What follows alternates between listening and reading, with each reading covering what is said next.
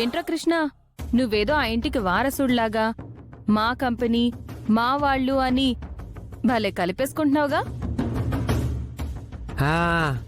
నీకు నేను చెప్పే మాటలు అర్థం కావులే.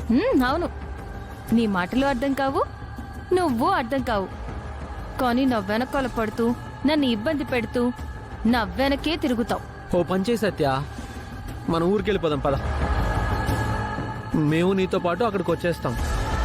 ఇక్కడ మనం ఉండకూడదు, మనం ఉండలేం కూడా. వెళ్ళిపోదాం. కృష్ణ, ఫస్ట్ నువ్వెళ్ళు.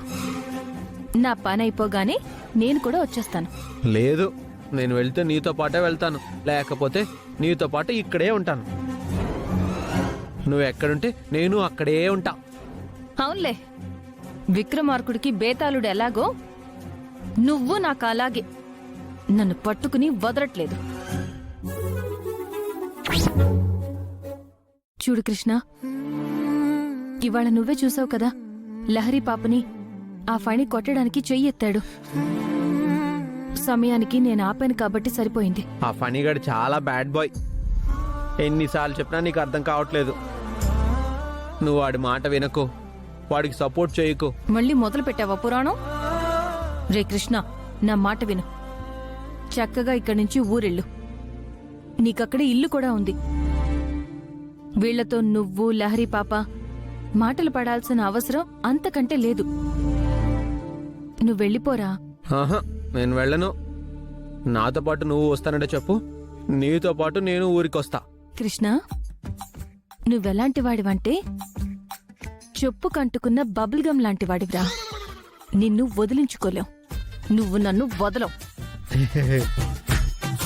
మీ బాబు కూతుళ్ళు మొండి కట్టాలి. మీకు చెప్పి చెప్పి నేను అలసిపోయాను. ఇంక నా వల్ల కాదు, ఏమైనా చేసుకోండి. గాయత్రి, అలా మాట్లాడుకో. ఇప్పుడే నమ్మకాన్ని కోల్పోకు. మనం అమ్మా నాన్నలం అవ్వాలన్నా ఆశనప్పుడే చంపుకోవద్దు. మన పెళ్ళై చాలా సంవత్సరాలైందండి, కానీ ఇప్పటికీ నాకు పిల్లలు కలగట్లేదు. ఒక్కసారి నా కడుపు పండినా ఆ బిడ్డ ఈ భూమి మీదకి రాకుండానే ఆ దేవుడు తీసుకెళ్లిపోయాడు. అప్పటి నుంచి ఇప్పటి వరకు నేను గర్భవతిని కాలేకపోతున్నాను. రోజులు గడిచే కొద్దీ నా నమ్మకం సన్నగిల్లుతోంది. అందరూ అన్నట్టు గుడ్రాలుగానే మిగిలిపోతానేమోనండి.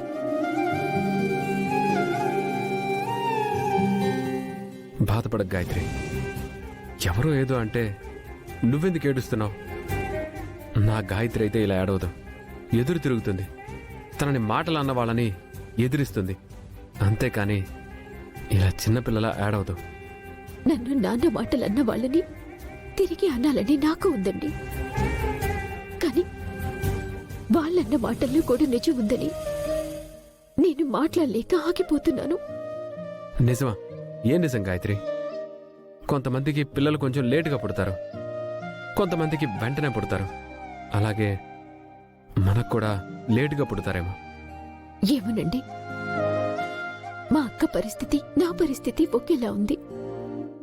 తనకి పాప పుట్టినా ఆ పాప తన దగ్గర లేదు.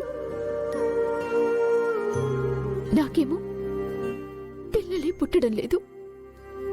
ఎందుకండి మాకు దేవుడు ఇలాంటి పరీక్ష పెట్టాడు?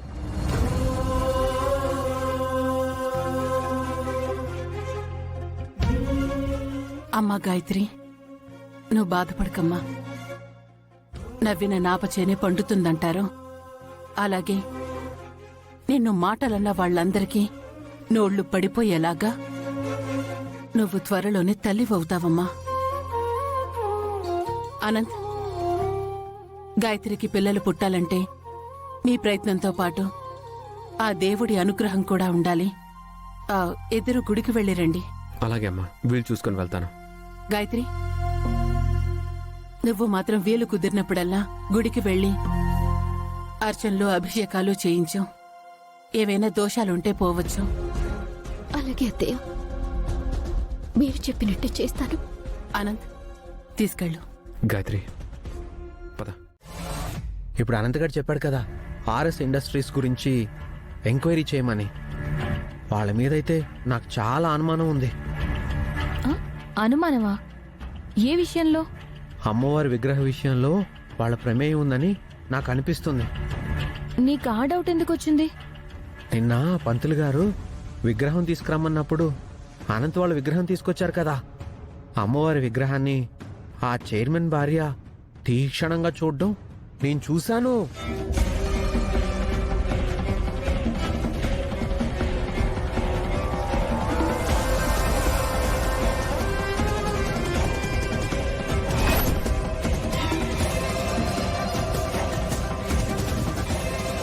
కృష్ణ, ఆ చైర్మన్ భార్య అమ్మవారి విగ్రహాన్ని తదేకంగా చూడ్డం నేను కూడా చూశాను. వాళ్ళ మీద నాకు డౌట్ ఉంది. ఆ, సత్య, వాళ్ళ మీద నీకు డౌట్ ఉంటే వాళ్ళ గురించి అనంత్ కూడా ఎంక్వైరీ చేయమన్నాడు కదా. మనం వెళ్ళి వాళ్ళు ఎలాంటి వాళ్ళో ఏంటో కనుక్కుందామా? అవును కృష్ణ, వాళ్ళ గురించి ఎంక్వైరీ చేయకుండా అందరూ సంతకాలు పెట్టేస్తే ఈ ఫ్యామిలీ, ఆ కంపెనీలో పనిచేసే చాలా మంది ఉద్యోగులు చాలా నష్టపోతారని ఇప్పుడే అనంత్ గారు చెప్పారు. ఈ ఫ్యామిలీ కోసం కాకపోయినా కష్టపడే ఆ కార్మికుల కోసమైనా ఆర్ఎస్ ఇండస్ట్రీస్ చైర్మన్ గురించి ఎంక్వైరీ చెయ్యాలి. వాళ్ళు ఎక్కడున్నారని ఎంక్వైరీ చేస్తాం.